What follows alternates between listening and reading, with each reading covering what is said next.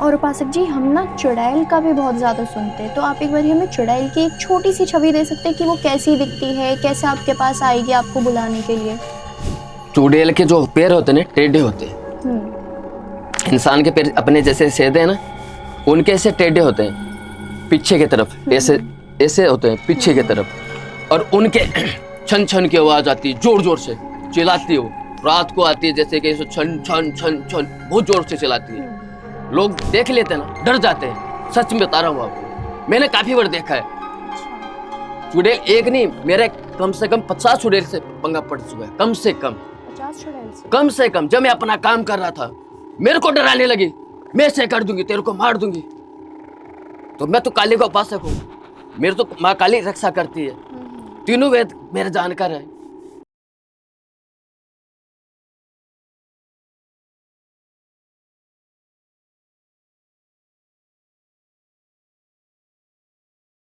तो काली उपासक जी, जैसे आजकल हम देख रहे हैं कि भूत प्रेतों की बात बहुत ज़्यादा करी जा रही है, बहुत ज़्यादा लोग भूत प्रेतों की बात कर रहे हैं, लेकिन बहुत से ऐसे लोग हैं जो कि ये मानते हैं अभी जो हमारी 21वीं सदी चल रही है इसमें भूत प्रेत नहीं होते।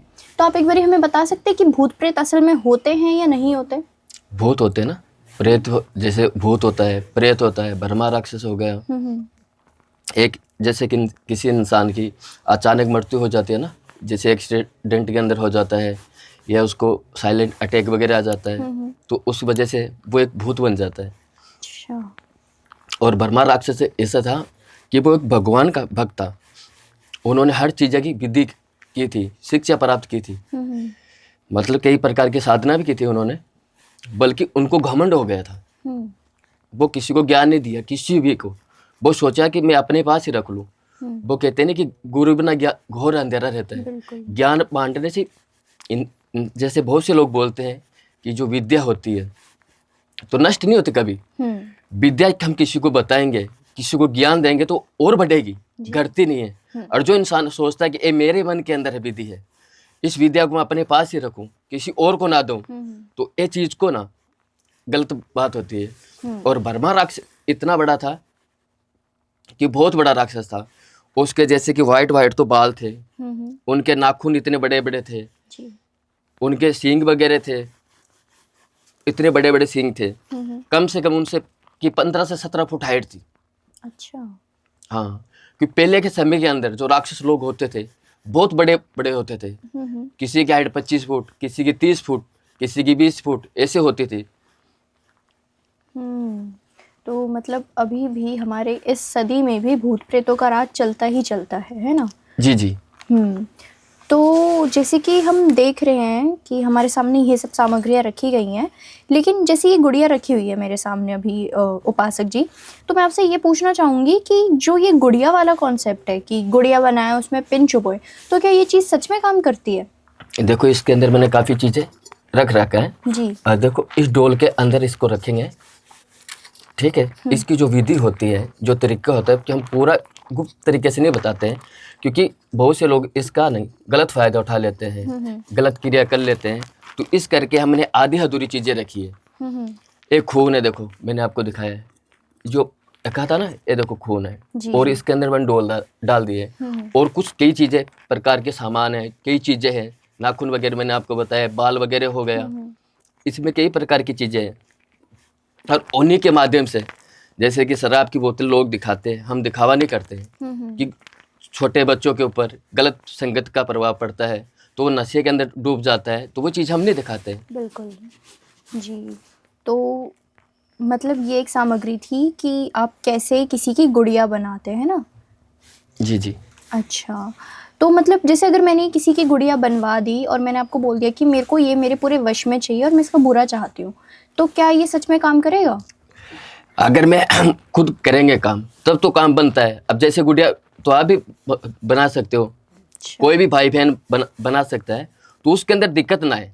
तो हम पूरी चीज़ नहीं दिखाते हैं, हम अपने स्थान पे करते हैं। किसी की मृत्यु करनी होती है, किसी का प्यार लौटाना होता है, या प्रेम छोड़ के चला जाता है, रूठे हुए को मनाना, ये उस चीज़ में काम करती है। मतलब हर चीज़ के अंदर काम करती है, काफ़ी चीज़ों के अंदर। कि सारी चीज़ें हम बता नहीं सकते, क्योंकि जो भी कोई भाई बहन हमसे संपर्क करता है, हमसे कॉल करता है या मैसेज करता है, तो हम उनको सारी चीज़ें बताते हैं। जी। तो मतलब किसी की मृत्यु कराना भी मुमकिन है बिल्कुल से, तंत्र के जरिए? बिल्कुल बिल्कुल हो सकता है। अच्छा। कि तंत्र क्रिया एक ऐसी क्रिया है किसी भी इंसान को कुछ भी करा सकते हैं। जैसे कि हम ऐसे काम करते हैं कि मौत को छोड़ के कुछ भी काम करते हैं, मौत उसी इंसान की करते हैं कि जिसकी वजह से, एक इंसान की वजह से 50 लोग खराब हो रहे हैं या 50 लोग परेशान हो रहे हैं या पूरा गांव ही खराब हो रहा है, तो उन लोग के ऊपर करना अनिवार्य है। तो उस चीज़ के लिए तो हम कर सकते हैं। हर किसी इंसान के ऊपर ये चीज़ करने का हमारा कर्तव्य नहीं है, हमारा धर्म नहीं है। जी। तो उपासक जी, जैसे आजकल हम मूवीज़ में ये चीज़ बहुत ज़्यादा देख रहे हैं कि एक ही मनुष्य के अंदर 3-4 आत्माएं प्रवेश कर रही हैं, तो क्या ये मुमकिन है? मतलब एक ही शरीर के अंदर 3-4 आत्माओं का प्रवेश करना? बिल्कुल से, मतलब कुछ इंसान की, मैंने बताया ना, अचानक मृत्यु हो जाती है तो उसकी आत्मा भटकती है। तो उसके घर का जैसे कि पितर होता है तो वो काम नहीं करता है, क्योंकि घर के अंदर राक्षस बढ़ जाता है ना, तो वो एक राक्षस हो जाता है, एक शैतान हो जाता है। तो उसका ये चीज़ करना अनिवार्य है और ये चीज़ को करना भी जरूरी होता है। अच्छा। क्योंकि इसको ने हम कैद करके रखते हैं, कुछ हम बोतलों के अंदर कैद करके रखते हैं, क्योंकि सारी चीज़ें हम दिखाएंगे तो बहुत से लोगों के ऊपर गलत प्रभाव पड़ता है। तो वो चीज़ हम क्लियर नहीं करते हैं, क्लियर नहीं दिखा सकते, तभी हमने कुछ ही चीज़ें दिखाई है। बहुत से लोग दिखाते हैं, ये दिखा दिया, वो हम दिखावट वाला काम नहीं है, जो भी चीज़ें क्लियर काम है। जी जी जी। और उपासक जी, जैसे आजकल हम छलावे के बारे में भी बहुत ज़्यादा सुन रहे हैं कि किसी का भी रूप बदल के आ जाएगा या आपको आवाज़ मारेगा, तो ये छलावा क्या होता है? और फिर अगर किसी के ऊपर छलावा लग गया तो फिर उसकी काट क्या है? क्योंकि भूत प्रेत की राक्षसी चीज़ें होती है, जो जिंद होता है, जिनात होता है, तो वो चीज़ को रोकने के लिए होता है। अच्छा। जिसे बोलते हैं ना छल कपट करना, वो एक छलिया होता है, वो चीज़ को हटाने भी बहुत जरूरी होता है। नहीं वरना किसी के साथ छल कपट हो जाता है। आज के समय का अंदर किसी भी इंसान को धोखा बहुत से लोग दे रहे हैं, काफ़ी लोग परेशान हैं। और हम जो कई प्रकार के जिंद है मेरे पास, जिनात भी है, कई प्रकार की आत्मा भी है, उन आत्मा के माध्यम से इस चीज़ को हम क्लियर करते हैं। कोई बातों से नहीं होता है, इसको बनाने में बहुत समय मिलता है और करने में टाइम बहुत लगता है। कुछ लोग बोलते हैं 1 दिन में हो जाती है, 2 दिन में हो जाती है, वो चीज़ नहीं होती है। इसमें समय और टाइम लगता है, कम से कम 10 दिन 11 दिन, समय के अनुसार इंसान का क्या काम करवाना है।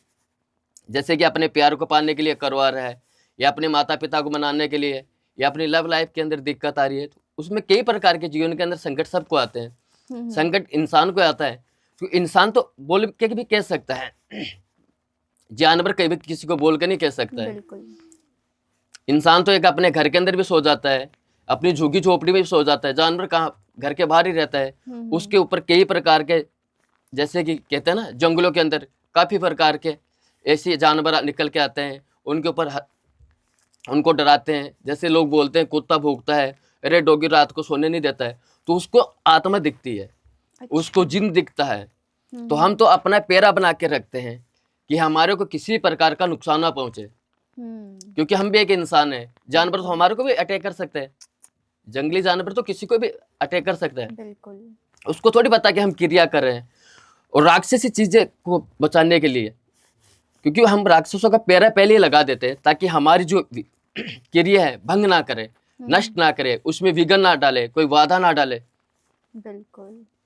अच्छा उपासक जी, हम ना कपाल मसानी क्रिया के बारे में भी बहुत ज़्यादा सुनते हैं, तो आप एक बार हमें बता सकते हैं कि ये कैसे काम करती है क्रिया? कपाल क्रिया वो चीज़ होती है जिसे हम बोलते हैं ना, मस्तक, सर बोलते हैं, हेड बोलते हैं। तो उसके अंदर इंसान को, जैसे हिंदू धर्म के अंदर आपने सुना होगा, जलते हुए कोई भी देखा होगा, वो जैसे कि औरतें तो जाती है, बहुत से शहरों के अंदर जाती है, मैंने खुद देखा है बाकायदे। तो उनका पुत्र होता है, तो उसके सर के अंदर एक डंडे की मारता है और उसका कपाल फोड़ दिया जाता है, उसको कपाल क्रिया बोलते हैं। अच्छा। क्योंकि वो भी एक धर्म के अंदर रीति है, रिवाज है, उस चीज़ के लिए किया जाता है। अच्छा। और बहुत से चीज़ों के लिए अपने जैसे इंसान को जला के चला जाते हैं, तो बहुत सी चीज़ें हमारे को मिल जाती है। तो उसके ऊपर हम काफ़ी प्रकार के काम करते हैं। जैसे उसको मस्तक भी बोलते हैं। मस्तक क्रिया के ऊपर जो क्रिया करते हैं हम हमारे आंखों के सामने करते हैं और लोगों को दिखावा नहीं करते हैं, किसी को भी नहीं दिखाते हैं, हम अपने सामने करते हैं। और हम अपनी सिद्धि प्राप्त के लिए हम कुछ भी कर सकते हैं, परंतु उस सिद्धि का हम गलत प्रकार का किसी को नुकसान नहीं पहुंचाते हैं। किसी का अच्छा हो सके तो उसी के लिए हम करते हैं, किसी का बुरा नहीं करते।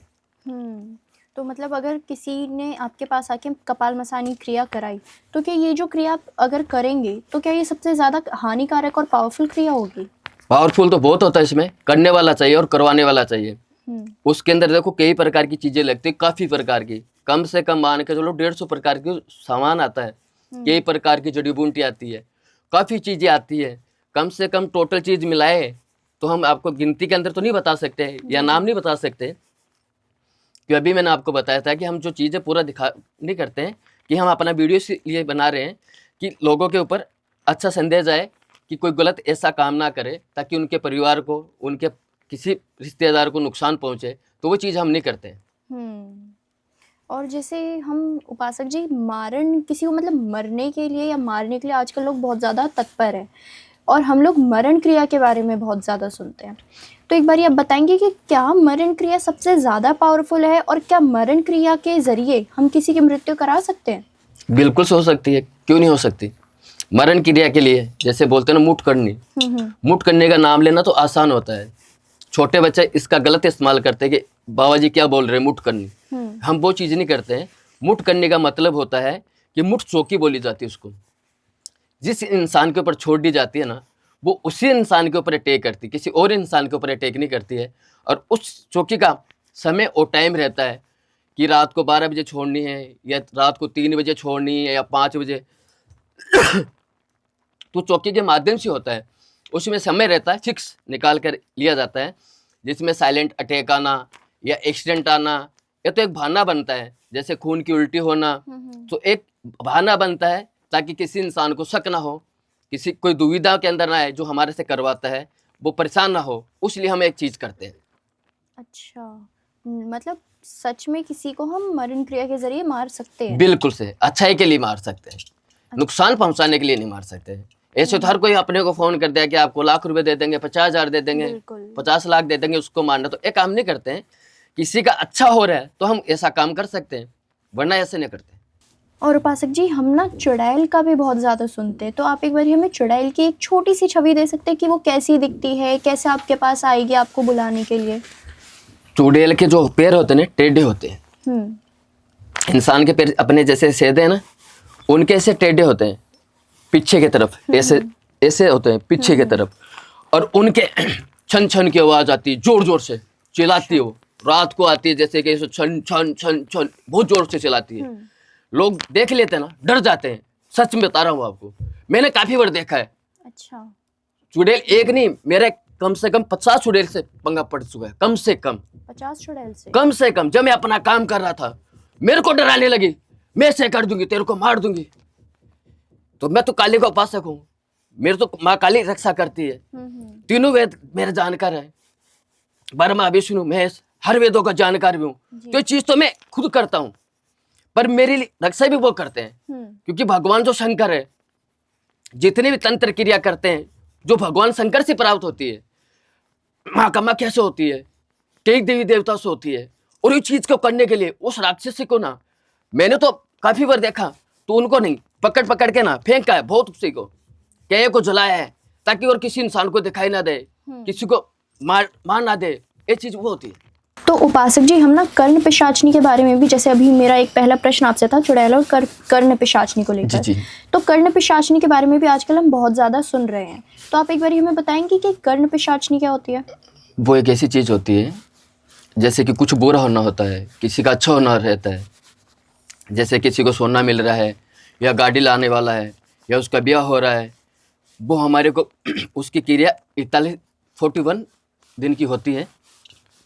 और वो हमारे कानों के अंदर आके फुसफुसास करके, जैसे फुसफुस बोलते हैं ना, कान के अंदर हमारे को बोल देती है कि ये चीज़ उनके साथ ही होने वाली है। जैसे कोई भी हमारी बहन रहती है या भाई हमसे संपर्क के अंदर है कि आज उसका काम बनने वाला है, तो वो हमारे को पहले ही बता देती है कि इसका काम आप कर पाओगे कि नहीं कर पाओगे। एक क्रिया करने में समय तो लगता है, पर एक क्रिया हो जाती है। इसकी विधि करने के लिए बहुत कुछ करना पड़ता है, कोई मिनटों में नहीं होती है, और मिनटों के अंदर हमारे को नहीं मिलती है, बहुत कुछ करना होता है, उसके बाद हमारे को मिलती है।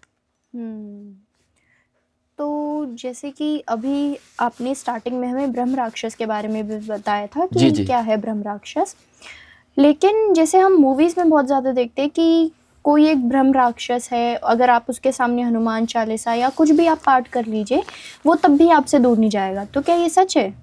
अगर देखो, बहुत से लोग बोलते हैं भगवान भी है, राक्षस भी है, हर चीज है इस धरती पे, क्या नहीं है, सब कुछ है। बिल्कुल।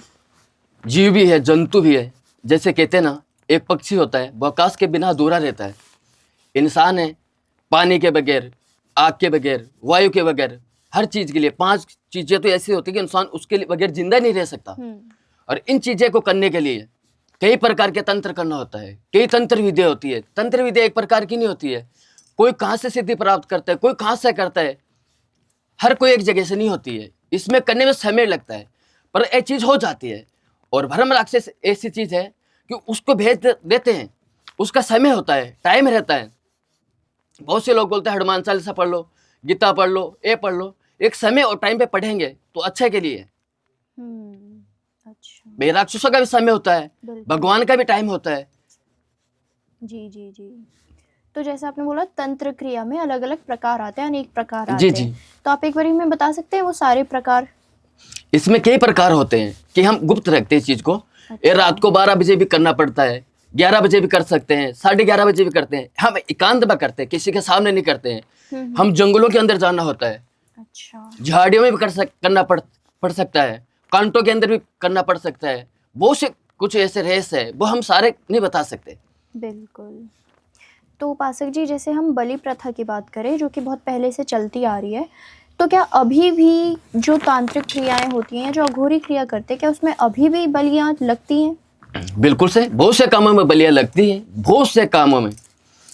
जैसे कि आपने सुना होगा अज्ञातवास के अंदर, जैसे कि भगवान श्याम का नाम आपने सुना है। उनके जो पिता थे बर्बरिक जी, वो भीम का बेटा था। उसकी जो माँ थी बर्बरिकी, वो अपने पुत्र को बोलती है कि वो उस समय नर बलियां लगती थी। वो टाइम ही बहुत था, क्योंकि उनको तो कई हजारों साल पुरानी बात है। तो वो नर बलियां होती है। तो बोली कि बेटा मैं माँ काली की पूजा कर रही हूँ, जाओ किसी इंसान को पकड़ के लाओ और उसकी बलि लगाएंगे, तब माँ काली खुश होगी। तो भीम वहां से अपना काम जंगलों के अंदर घूम रहा था। तो वो भीम को पकड़ लेता है और पकड़ के बोलता है कि माँ देखो आज कितना बड़े इंसान को लेके आया हूं, माँ काली आज सबसे ज्यादा खुश होगी। बोली मूर्ख, ये तो तेरा पिता है। तो भीम ने बोला आपने अगर इसको आदेश दिया है तो मेरी बलि लगाओ। तो बोले ऐसे कैसे करूं, मेरे पति को मार दूं मैं अपने हाथों से। आज के समय में तो लोग मार रहे हैं, पर उस समय में नहीं मारते थे। तो बोले माँ काली को अब कैसे राजी करूं। तो बोले मेरे को मारो ना। तब उन्होंने हाथ जोड़ा कि माँ काली ऐसे राजी हो जाओ। तो उसके बाद में नर बलियां ही बंद हो गई है। अच्छा। नर बलि कोई नहीं देता है। बहुत से लोग झूठे बोलते हैं, नर बलि नहीं देनी चाहिए। अगर कोई लोग बोलते हैं तो ये गलत बात है। इस चीज को आप गुप्त मत रखो, किसी को बताओ, सच्चाई रखो सामने। नर बलि से कुछ नहीं होता है कि इसी को इंसान को मार के हम खुश रह सकते हैं क्या? हम भी एक इंसान है, ऐसा नहीं होता है। बिल्कुल बिल्कुल। तो उपासक जी, जैसे आपने काली माँ की साधना की है, तो आपको काली माँ की साधना करने में कितना समय लगा? मेरे को कम से कम इस चीज को साधना करके, काली माता की जो साधना की है, उसमें मेरे को कम से कम 5 से 7 साल लगा। अच्छा। तो क्या मतलब आपकी साधना के बाद कभी काली माता के दर्शन हुए आपको? हाँ बिल्कुल से। माँ काली का दर्शन क्यों नहीं हुआ? माँ काली की कृपा से तो ये काम करता हूँ, अच्छा करता हूँ। माँ काली ने मेरे को एक ही आदेश दिया कि बेटा किसी का अच्छा कर सके, किसी का भला कर सके तो करना, किसी का बुरा मत करना। नहीं, उस दिन तेरी सब साधना की है सब खत्म हो जाएगी, तेरी तपस्या की है भंग हो जाएगी, जो मैं तेरे को वरदान दिया है ये सब नष्ट हो जाएगा। तो वो हम किसी को बताते नहीं है। वो एक रहस्य हमारा कि हम क्या किस प्रकार से साधना की है, उससे हमारे को क्या मिला है, क्या क्या हम कर सकते हैं जी। वो एक अच्छाई के लिए। तो उपासक जी, जैसे हम अक्सर मतलब बहुत से तांत्रिक और अघोरी के आश्रम में गए हैं और उन्होंने मेरे को ये बोला है कि जब आप लोग आए तो फिर आपके आने से पहले हमने एक सुरक्षा कवच बना लिया ताकि कोई भी आत्मा या भूत प्रेत आप पे हावी ना हो। तो क्या हमारे मतलब जहाँ पे अभी हम आश्रम में बैठे हैं आपके आश्रम में, तो क्या यहाँ पे भी बहुत सारी भूत प्रेत हैं? बिल्कुल से। ये देखो मैंने जैसे कि दीवार से बना रखी है ना, जैसे कि लक्ष्मण रेखा है। जी जी। जैसे भगवान राम का भाई लक्ष्मण था, राम जंगलों के अंदर उस एक हिरण के पीछे दौड़ रहा था। वो भी एक राक्षस था, जो इनका नाम था, वो रावण का मामा था। भगवान राम बोलता है कि लक्ष्मण अपनी भाभी की रक्षा करना। तो भगवान राम का भाई लक्ष्मण है ना, रेखा मान के चले गया। तभी से अभी देख लो, मैंने आपको सामने मान रखी है ना। थोड़ा सा मैं एक काम करता हूँ, मैं एक क्रिया कर लेता हूँ थोड़ी सी, जी जी। फिर उसके बाद आप भी अंदर आ जाना, ताकि आपको किसी प्रकार का नुकसान ना पहुंचे, किसी प्रकार की दिक्कत ना हो। नहीं वरना तो आपको भी नुकसान पहुंच सकता है। अगर आप मेरे पास आए हो, जी। अरे इस घोर जंगल के अंदर आप कैसे आ गए? देखो हमने कैसे आग लगा रखी है। आप ये सोच रहे हो क्या हम तप रहे हैं? ये शराब की बोतल रखो, सब कुछ हमने धर रखी है, एक जलाने के लिए नहीं है, हम पीने के लिए नहीं है, ये अपने काम के लिए है। कि किसी को मरण क्रिया जिसे बोलते ना, उसको इसके अंदर है, उसके अंदर हम किसी को खत्म करने के लिए डोल रखे ना, उसके लिए। अच्छा, एक खत्म करने के लिए रखी है। जी जी। अच्छा। इससे सिद्धि भी प्राप्ति हो जाएगी और उस इंसान का विनाश हो जाएगा, वो नष्ट हो जाएगा। शैतान वो किसी को परेशान कर रहे हैं। तो मतलब जैसे आपने ये मरण क्रिया करी, किसी आपके एक सज्जन ने आपको ये करने के लिए कहा होगा। जी जी। तो आपको कितना समय लगा फिर ये क्रिया करने में? एक क्रिया करने में मेरे को 11 दिन लगा। 11 दिन? 11 दिन तक हम उठ भी नहीं सकते, जो कुछ करते सब कुछ यहीं पे करते हैं। जी जी। ये देखो हमने सब कुछ रखा है, हमने खाने का पीने का हर सामान टोटल रखा है पहले से। हम मल मूत्र ऐसा कुछ भी करने के लिए नहीं जा सकते, जो कुछ करना है यहीं पे करना होता है 11 दिन के लिए। अच्छा। नहीं कोई स्नान वगैरह करना, कुछ भी नहीं कर सकते, सिर्फ इसी चीजों के अंदर लगना होता है।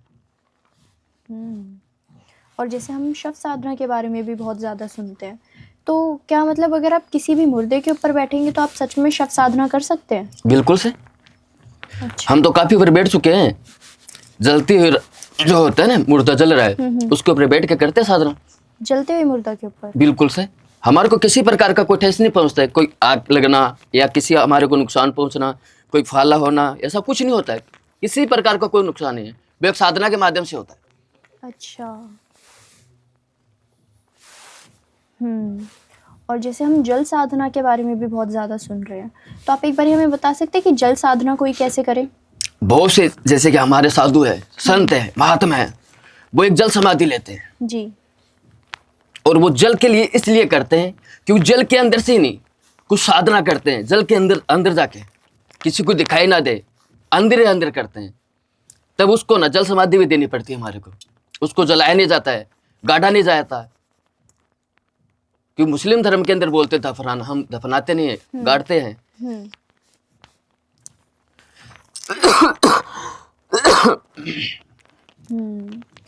तो उपासक जी, जैसे अभी हमने शव साधना, जल साधना, इन सब के बारे में बात की, तो अब मैं एक चीज़ आपसे ये पूछना चाहती हूँ, जैसे हम शमशानी क्रिया करते हैं जी, तो क्या आपके पास मतलब कौन सी क्रिया को या कौन से कार्य को लेकर सबसे ज़्यादा लोग आपके आश्रम में आते हैं कि हमें ये करना है, हमें ये करवाना है?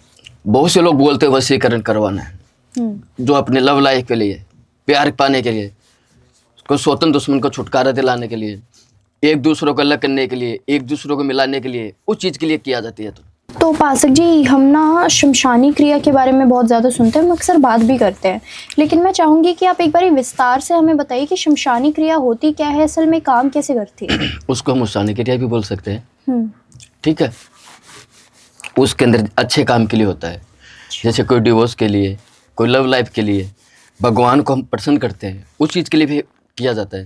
अच्छा। किसी राक्षसों को आज़ाद करना है या राक्षसों का मारना है, चुड़ैलों वगैरह को हटाना है, तो इसके अंदर बहुत सी चीज़ें होती है। अच्छाई का काम होता है। किसी के बच्चे गलत संगत में पड़ जाते हैं, नशा पता करते हैं, पढ़ाई में ध्यान नहीं देते हैं, किसी का गलत कर रहे हैं, बहुत से लोग गलत इतने गंदे गंदे काम करते हैं, हम उसका विस्तार नहीं बता सकते। तो उस चीज़ के लिए अच्छाई के लिए होती है और भलाई के लिए होती है कि हम किसी का अच्छा कर सके, उसको सुख दे सके, अच्छा जीवन उनका लाइफ बदल सके, ताकि उसकी लाइफ अच्छे से खुशी से गुजरेगी। तो वो लोग हमारे को याद करेगा कि कोई बाबा था, कोई उपासक था, कि काली उपासक ऐसा नहीं बनना जाता है, बहुत कुछ करना होता है। बिल्कुल। तो उपासक जी, जैसे अगर किसी को ये करना है कि शमशानी क्रिया के जरिए वो किसी का बहुत ज़्यादा बुरा करना चाहता है, तो क्या ये हो पाएगा? देखो, अच्छाई के लिए भी होती है, एक बुराई के लिए भी होती है, दोनों चीज़ों के लिए समान है। अच्छा। पर करने वाला चाहिए। मतलब शमशानी क्रिया से दोनों चीज़ें आसानी से हो सकती हैं। जी जी। अच्छा। और जैसे अगर हम साधना की बात करें, अगर किसी को हमारे महादेव की साधना करनी है तो वो कैसे कर पाएंगे? देखो, सबसे पवित्र जगह तो हिमालय है। हिमालय के अंदर से बड़ी कोई चीज नहीं है, क्यों? भगवान शंकर है, भांग भी खाता है, धतूरा भी खाता है। बिल्कुल। वो किसी प्रकार का नशा पता नहीं करता, दारू पीना, ये चीज, मांस मीट खाना, ऐसा नहीं करता है।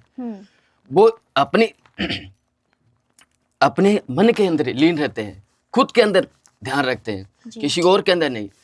और भगवान शंकर तो ऐसा है, उसको पढ़े तो बहुत अच्छा लगता है। तभी जाके आपने नाम सुना होगा, कैलाश पर्वत के ऊपर कितनी ऊंचाई है, बिल्कुल। वहां पे जाके बैठ के वो लीन हो जाता। बिल्कुल बिल्कुल। तो उपासक जी, जैसे हम शमशान के बारे में सुनते हैं तो लोग शमशान जाने से डरते हैं, तो क्या शमशान एक पवित्र जगह है या फिर एक ऐसी जगह है जहाँ पे जाने से लोगों को डर लगे? नहीं, शमशान तो एक इतना पवित्र स्थान है कि इंसान की जो मोक्ष होती है, मृत्यु होने के बाद इंसान को ना जो चैन है, खुशी होती है, जो सब कुछ है, जैसे कि बंदा 80 साल का होकर मर रहा है, 90 साल का बंदा होकर खुश मर रहा है, तो उसमें कोई दिक्कत नहीं है। वो तो वहां पे जाके उसका जीवन अच्छा रहेगा ना, क्योंकि वो भगवान शंकर से मिल लेगा। जी बिल्कुल। तो मतलब शमशान जाने में कोई डर नहीं है? नहीं। अच्छा। और जैसे अब हम बात करें कि उच्चाटन क्रिया के बारे में, कि अगर हम मंत्रों का उच्चारण करेंगे तो सच में क्या कोई हमारे वश में आ जाएगा? बिल्कुल से। अच्छा। कुछ हमारे पास ऐसे मंत्र है, हम कुछ लोगों को देते हैं, ये नहीं कि सब लोगों के अंदर बांटना है, गलत बात होती है।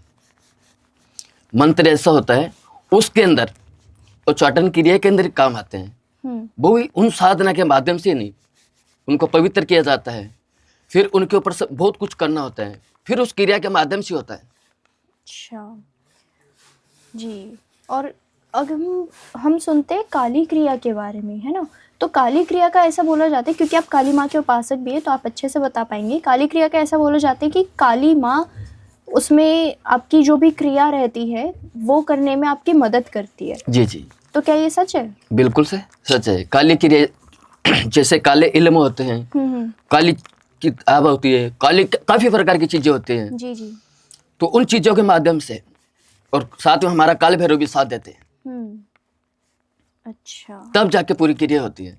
बल्कि किसी का बुरा करने के लिए नहीं की जाती है कि क्रिया, किसी का अच्छा करे।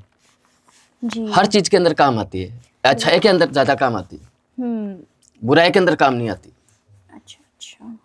और जैसे अगर उपासक जी, हम ये भी, मैं मतलब ये एक जगह देखा है और सुना है कि जैसे अगर आपने महादेव की, काली माँ की या माता की और काल भैरव जी की साधना कर ली, तो फिर चाहे आपकी मृत्यु ही क्यों ना हो जाए, कोई आपका कुछ नहीं उखाड़ सकेगा। तो क्या ये सच है? बिल्कुल से। अच्छा। तो मतलब क्या ये सब जितने भी हमारे भगवान हैं, ये सब हमारे पहरेदार बन के रहेंगे फिर? बिल्कुल, हम तो कालों के काल हैं, महाकाल भी नहीं हमारी रक्षा करता है। बहुत से काल ऐसे हैं कि हम सारे का नाम नहीं बता सकते, क्योंकि कालों के काल महाकाल ही हैं। अब कितने काल का आपको नाम सुनाऊं, बहुत से काल हैं, पर सबका मेन गुरु महाकाल ही है, जो उज्जैन के अंदर है। जी। तो मतलब जैसे अगर किसी ने महाकाल की साधना कर ली और उनको प्रसन्न कर दिया, तो महाकाल हमेशा उनके साथ ही रहेंगे? लाइफ टाइम के लिए किसी के साथ नहीं रहता है, जब तक इंसान का शरीर रहना, जब तक साथ देता है। और उसके बाद में ना, जैसे उसका शरीर नष्ट हो जाता है, तो उसके साथ ही नहीं, उसकी जो विद्या है, सब चीज़ नष्ट हो जाती है, और महाकाल के पास, भगवान शंकर के पास पहुंच जाती है, महाकाली के पास पहुंच जाती हो सकती है, क्योंकि किसी और के काम आए। जो और भी लोग साधना कर रहे हैं, उनके काम आए, हर किसी इंसान के काम नहीं आती। जी।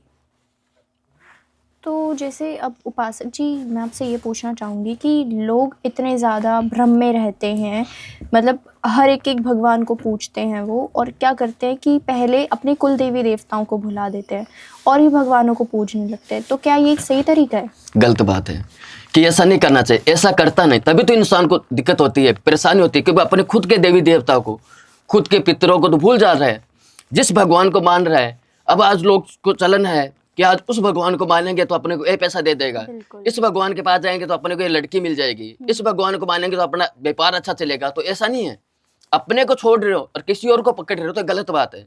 अपनों को मानेगा तो तभी इंसान का जीवन अच्छा रहता है। हर किसी का बोलने से, कहने से अगर आप करोगे ऐसा काम, तो गलत है। अब जैसे कि मैं बोल दूं कि आप उज्जैन जाओ महाकाल के, तो जरूरी नहीं है। जाओ, अच्छी बात है, दर्शन करो, पर जो आपके देवी देवता हैं, आपका भगवान, उनको पहले मानो।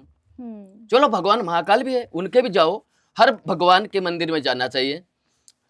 जैसे कि बहुत से लोग होते हैं यास की करते हैं, इधर उधर घूमते हैं, जो पैसे लगाते हैं, इससे अच्छा भगवान के मंदिर में लगाओ ना।